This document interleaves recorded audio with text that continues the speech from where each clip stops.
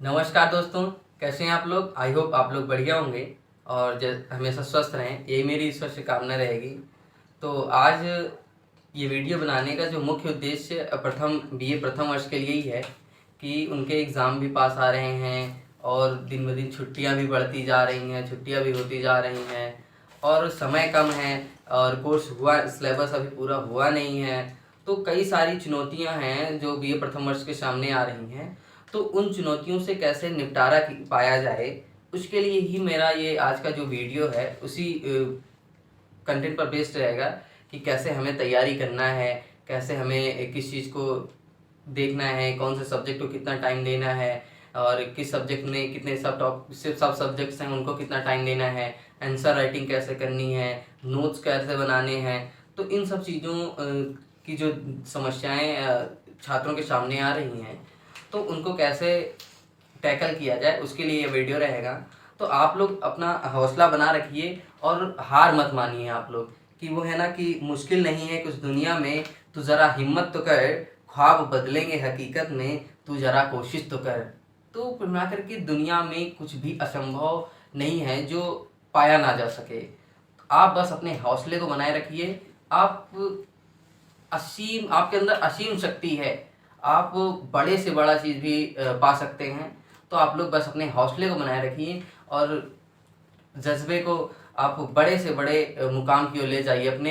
तो आप लोग यही चीज़ें, तो हमें कैसे तैयारी करनी है तो उस चीज़ को हम लोग यहाँ पर आज डिस्कस करेंगे कि किस सब्जेक्ट, जैसे इकोनॉमिक्स हो गया, हिंदी हो गया, एंशिएंट हो गया, फिलॉसफी हो गया, एजुकेशन हो गया, पॉलिटिकल साइंस हो गया। तो इन सब्जेक्ट्स की स्ट्रेटजी कैसी होनी चाहिए, क्योंकि इस बार क्या हुआ है कि एग्ज़ाम पैटर्न फिर से अपने पुराने सिलेबस की तरह हो गया है, पुराने पैटर्न की तरह। तो अब किस सब्जेक्ट्स में हमें कैसे आंसर राइटिंग करनी है, क्योंकि हिंदी में जो है, हिंदी में क्या है कि हिंदी में आपकी 3 व्याख्याएं आएंगी और 3 फिर क्वेश्चंस आएंगे, फिर 4 टिप्पणियाँ आएंगी, 4 या 5 जो भी है। तो कैसे हमको किस क्वेश्चंस को कितना टाइम देना है, कि व्याख्या के लिए हम कितना टाइम दें और कितने पेज में लिखें, और दूसरा कि हम क्वेश्चंस को कितना टाइम दें। तो ये सब चीज़ें कैसे हमें टैकल करना है, इस चीज़ को भी हम लोग यहाँ पर डिस्कस करेंगे। और भी जैसे सब्जेक्ट्स हैं, इकोनॉमिक्स है जिनका सब्जेक्ट काफ़ी टफ भी माना जाता है, आर्ट्स का सबसे सब्जेक्ट है और काफ़ी लोगों का बैक भी लगता है। तो आप लोग इस ख्वाब में मत रहिएगा कि अरे हम यूनिवर्सिटी आ गए हैं पढ़ लेंगे। यूनिवर्सिटी एक अलग ही यहाँ का कल्चर है। सिर्फ आपको सिर्फ पढ़ करके या सोच रहे हैं कि हमने पढ़ लिया, बस हमने पढ़ लिया तो हम लिख लेंगे, तो ऐसा नहीं है। आपको पढ़ाई के साथ अगर 50% अगर आप पढ़ रहे हैं तो आपका एक आधा पड़ाव पार किया आपने। उसके बाद आपको जो दूसरा पड़ाव होगा वो आंसर राइटिंग का होगा। तो कैसे आंसर राइटिंग करनी है उसको भी हम लोग यहाँ पर डिस्कस करेंगे। और भी अन्य सब्जेक्ट्स रहेंगे, जैसे एंशिएंट हो गया। एंशिएंट में तो सीधा सीधा 5 क्वेश्चंस आएंगे आपको कि उनको कैसे सॉल्व करना है। और फिर जैसे पॉलिटिकल साइंस में भी 5 क्वेश्चन रहेंगे, उनको कैसे, किस क्वेश्चन को कितना टाइम देना है, उसमें कंटेंट में क्या क्या होना चाहिए, कि हमें प्रस्तुतिकरण में आखिर हम लिखते क्या है, निष्कर्ष क्या लिखेंगे। तो इन सब चीज़ों को हम लोग वहाँ पर डिस्कस करेंगे। तो और हम लोग कुछ सब्जेक्ट्स रहेंगे जिनके अनसॉल्व भी आपको सॉल्व कराएंगे। तो आप लोग बस इस यूट्यूब चैनल सर्वदा की पेशेंस के साथ बने रहिए। आप लोग को यहाँ पर सारा कुछ प्रोवाइड होगा। तो आप बस लोग क्या करिए, आप लोग अपने जज्बे को, अपने हौसले को बनाए रखिए। आपके साथ हम लोग खड़े हैं और आपके एक सीनियर होने के नाते और एक भाई होने के नाते हम आपकी सारी मदद करेंगे। तो आप लोग बस हमारे साथ रहिए और बस विश्वास करिए कि हम आपके साथ कुछ कर सकते हैं। और बस और भी कुछ संदेश होगा हमारे छात्रों के लिए, तो हम आपको अगले वीडियो में इस बात को भी बताएंगे कि कैसे क्या करना है। तो आज का तो मेरा सिर्फ यही आपके लिए संदेश रहा है कि आप लोग अपने हौसले को बनाए रखिए और आप लोग अपने हौसले को बनाए रखिए। और जो भी आपके सामने जो परिस्थितियां आ रही हैं, आप लोग, अभी हम क्या कर रहे हैं, इसलिए अभी सीधा उस पर नहीं आ रहे हैं। हम सारी जो छात्रों की जो समस्याएं हैं उनको कलेक्ट कर रहे हैं। जब वो सारी समस्या हमारे पास कलेक्ट हो जाएंगी तो उसका एक लब्बेनुमा या निष्कर्ष जिस कह सकते हैं कि हम आपको निष्कर्ष वो लेकर के आएंगे, और उसमें जिसमें इसकी मिसलेनियस होगा, सारे छात्रों की जो प्रॉब्लम्स हैं उसको हम लोग वहाँ पर डिस्कस करेंगे। तो आज के लिए बस इतना ही।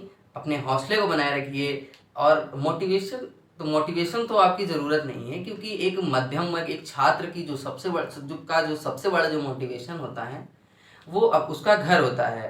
तो जैसे वो घर गया, सपोज दैट मैं ही कभी जाता हूँ तो मेरे को भी घर ही से मोटिवेशन मिलता रहता है।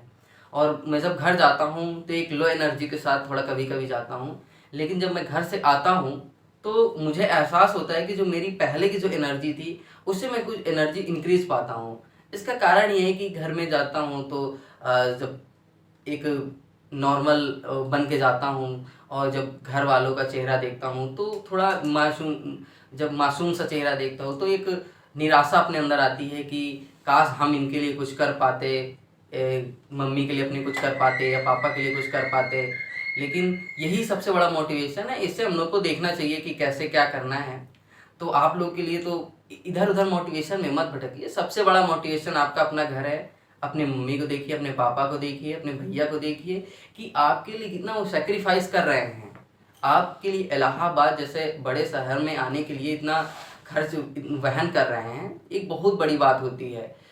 बात उससे पूछिए जिसके पास एक पैसा नहीं है कि वो कैसे इलाहाबाद यूनिवर्सिटी में पढ़ने के लिए भेज सके, या कई ऐसे बच्ची मतलब कैसी लड़कियां हैं जिनके लिए काफ़ी मुश्किल होता है कि एक बड़े से शहर में आकर के हम पढ़ाई कर सकें। तो आपके लिए गोल्डन चांस है, इस टाइम को आप बिल्कुल भी मत गवाइए। और हाँ, मैं देखता हूँ कि मैं बीए में जो देखता हूँ जो छात्र हैं वो क्या करते हैं, अभी अभी उनका आना हुआ है और वो तुरंत कोचिंग ज्वाइन कर रहे हैं। तो प्लीज़ ऐसा मत करिए। अभी आपके पास बहुत समय है, आप पहले अपने खुद के सिलेबस को पढ़ लीजिए, ठीक है। तो आप जब अपने सिलेबस को पढ़ लेंगे तो मैं ये निश्चित तौर पे कह सकता हूँ कि आप अगर सीरियसली पढ़े हैं अपने सिलेबस को तो आप अच्छे से अच्छा एग्ज़ाम क्वालिफाई कर सकते हैं। देखिए क्या होता है कि जब यूनिवर्सिटी का जो सिलेबस बनाया ही गया है इसी उद्देश्य से कि आप बड़े एग्ज़ाम्स पे जा कर के कुछ अच्छा परफॉर्म कर सकें, इसीलिए बनाया गया है। आप यूनिवर्सिटी सिलेबस को देख सकते हैं। जैसे हम इकोनॉमिक्स की बात कर सकते हैं तो इकोनॉमिक्स में आप अगर सेकेंड ईयर तक पढ़ रहे हैं तो अच्छा खासा आपको पब्लिक फाइनेंस का, मनी, बैंकिंग, आपको अच्छा खासा नॉलेज हो जाएगा। जो कि अगर कोई कंपटीशन वाला लड़का होता है तो उसको इकोनॉमिक्स में इतनी दिक्कत होती है कि उसकी शब्दावलियाँ जो है ना उसको समझने में उसको काफ़ी दिक्कत होती है। जब आप इकोनॉमिक्स के स्टूडेंट रहेंगे, क्लास किए होंगे, पढ़े होंगे अच्छे से, तो आपको एक उनके सामने एक अलग ही लेवल आप महसूस करेंगे कि नहीं, मेरा उससे तो लेवल अच्छा है। तो आप लोग बस, मेरा आपसे यही निवेदन है कि आप लोग क्लास करिए। नहीं चल रही क्लास तो आप सेल्फ स्टडी करिए, आप दोस्तों से बात करिए, ठीक है। और जो चीज़ दिक्कत आ रही है आपके सामने, हम लोग आपके लिए पूर्णतः समर्पित हैं। हम कह तो रहे हैं, आप लोग हमसे जो चीज़ से आपको दिक्कत है वो चीज़ आप हमसे पूछिए, और हमसे जो हो सकेगा हम उसको आप लोगों तक साझा करने का प्रयास जरूर करेंगे। तो आप लोग अपने हौसले को बनाए रखिए और बुलंद रखिए। तो यही आज मेरा आपका संदेश रहेगा। तो आप लोग पढ़ते रहिए, मस्त रहिए। धन्यवाद।